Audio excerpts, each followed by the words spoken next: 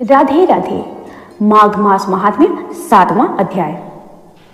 दत्तात्रेय जी ने सहस्त्रबाहु से कहा, राजन, आगे की कथा सुनो। चित्रगुप्त की आज्ञा पाकर दूतों ने कुंडल को तो नरक में डाल दिया और देवदूत विकुंडल को लेकर स्वर्ग की ओर चल पड़ा। जिस समय देवदूत विकुंडल को लेकर स्वर्ग जा रहे थे, मार्ग में विकुंडल ने देवदूत से कहा, हे दूत, शास्त्राकारों का कथन है कि सज्जनों के साथ 7 कदम साथ साथ चलने से मित्रता हो जाती है। इस नियम से आप मेरे मित्र हो, अतः आप मेरी इस शंका का समाधान करो कि हम दोनों भाई एक ही कुल में उत्पन्न हुए, एक ही माता पिता की संतानें हैं और जीवन भर हम दोनों ने कर्म भी एक जैसे किए थे। हम दोनों भाई हिंसा और पाप करते रहे, लेकिन इस विचित्र स्थिति का क्या कारण है कि मुझे स्वर्ग मिल रहा है। हम दोनों ने मद्य, मांस, दुराचार जैसे कर्म किए हैं, फिर भी मैं स्वर्ग में और मेरा बड़ा भाई नरक में भेजा गया है। इसका क्या कारण है?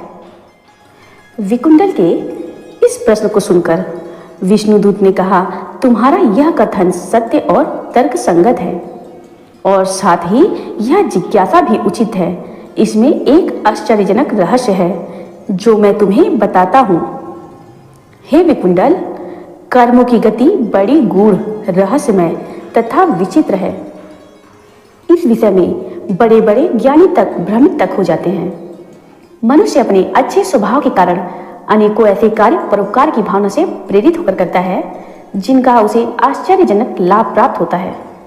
इसी प्रकार अज्ञानतावश मनुष्य से ऐसे भी पाप हो जाते हैं जो उसके घोर कष्ट का कारण बनते हैं। देवदूत ने विकुंडल की शंका का समाधान करते हुए आगे कहा, यह तो स्पष्ट और सत्य है कि तुम दोनों भाई जीवन भर पाप कर्मों में लिप्त रहे, कभी भी कोई पुण्य कार्य नहीं किया, किंतु अपने जीवन के अंतिम वर्षों में तुम अपने भाई का साथ छोड़कर यमुना के दक्षिणी तट पर महर्षि सुमित्र के साथ आश्रम में रहने लगे थे। वहां पर तुम्हारे जीवन को सद्गति और सत्संग प्राप्त हुआ। तुम प्रतिदिन हरि कथा श्रवण करने तथा माघ स्नान आदि करने लगे थे। इसी प्रकार तुम्हारा जीवन धार्मिक कृत्यों में लगने लगा था, परंतु तुम्हारा बड़ा भाई भीलों के साथ रहकर और भी अधिक हिंसा तथा पाप कर्मों में लीन रहा। तुमने व्रत नियम का पालन करते हुए विधि विधान पूर्वक माघ स्नान किया। इससे तुम्हारे संपूर्ण पापों का नाश हो गया तथा विष्णु भगवान की भक्ति एवं माघ स्नान के कारण तुम्हें स्वर्ग प्राप्त हुआ। तुमने न तो कोई बड़ा दान किया, न यज्ञ किया और न ही तप किया, फिर भी तुम्हें स्वर्ग प्राप्त हुआ। इसका तुम्हें बड़ा आश्चर्य है। लेकिन सत्य यह है कि तुमने हिंसा तथा पाप इत्यादि अशुभ कर्मों का पूर्ण का परित्याग करके अपने पूर्व कर्मों का पश्चाताप करते हुए आश्रम में रहकर अपना जीवन विष्णु भगवान की भक्ति तथा माघ स्नान में लगाया। इससे ही तुम्हें स्वर्ग की प्राप्ति हुई है।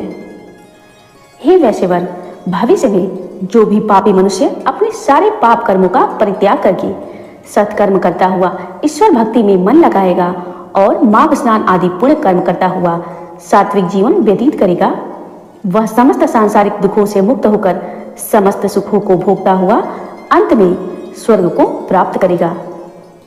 हे विकुंडल, यद्यपि तुमने जीवन भर पाप किए हैं, किंतु अपनी आयु के अंतिम 2 वर्ष धार्मिक कर्मों में लगाए हैं, भगवान की पूजा उपासना की है तथा माघ स्नान किया है, अतएव तुम्हें स्वर्ग प्राप्त हुआ है। पहली बार माघ स्नान करने से तुम्हारे सभी पाप क्षय हो गए और दूसरी बार के माघ स्नान के पुण्य प्रताप से तुम्हें स्वर्ग मिल रहा है। यह कहकर देवदूत मौन हो गए। जय श्री कृष्ण। आगे की कथा के महात्म को सुनने के लिए मेरे चैनल को लाइक व सब्सक्राइब करना न भूलें।